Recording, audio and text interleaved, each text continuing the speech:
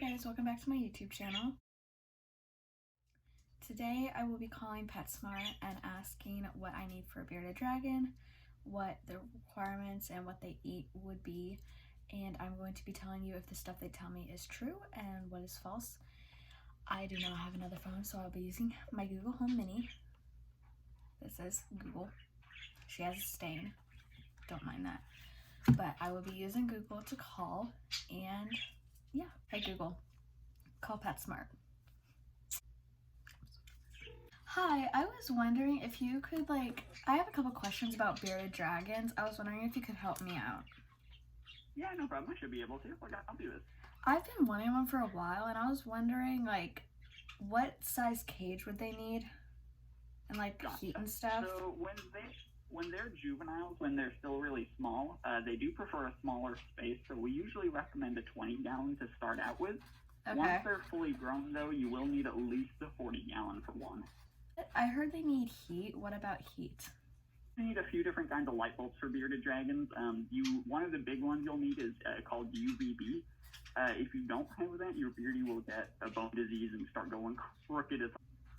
Okay, what else? Could you tell me, what kind of they eat? Do they eat bugs and stuff?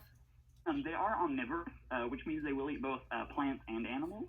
When they're young, they do need all the protein from the bugs, so you will want to feed them majoritarily insects and stuff like that. So your main source is going to be either crickets or dubia roaches. Both of those are really high in protein and are really good for your beardy. Okay, if I got one, would I hold it right away, or would I leave it alone?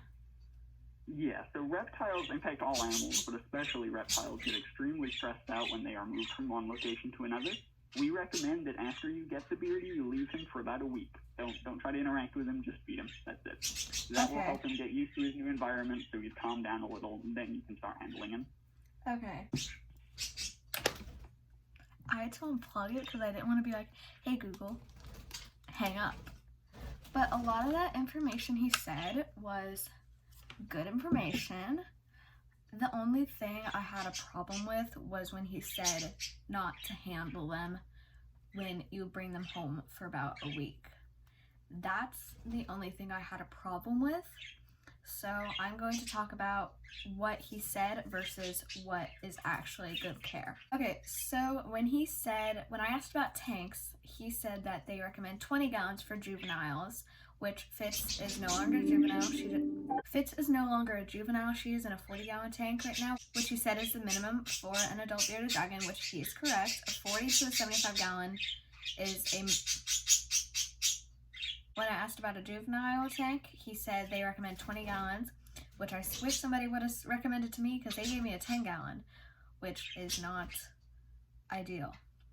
Then I asked about lights. He gave me all the right information. He told me that the biggest light I would need is a UVB. I currently do not have a UVB, but he was very informational. He told me that UVBs are critical. Then he said I need a heat bulb, which is also referring to a CHE or a basking light. Then I continued to play dumb, like I had no idea what I was talking about. And he told me, I asked if they needed light at night just to see what he said, and he said no, bearded dragons do not need light at night. It's the same thing as you would put a human into a room of light and tell them to go to sleep. They would not be able to do that. Same with bearded dragons, they don't need any light at night. He was very informational on that. Then I continued to ask him what they eat. He told me that they eat veggies and bugs, such as collard greens, squash, cucumbers, strawberries, stuff like that, but also bugs, such as dubia roaches and crickets, which he was very informational on. I asked him about, is mealworms a good thing? He said mealworms can be used as treats. He was very informational because he was telling me that dubias and crickets were the best option. The last thing I asked him was when I bring the bearded dragon home, if I can handle them right away. He told me that they get stressed out from going to place, which is very true, and hold him right away, and he said no. This is a very controversial thing that happens in the reptile community. If you do not hold your reptile right when you get them, it will cause them to think you are neglecting them. He told me that you do not touch them, do not pick them up, just feed them. And he said to not interact with them, which personally to me is a bad thing to do with your dragon, cause them to neglect you. You want to interact with your bearded dragon right when you get him.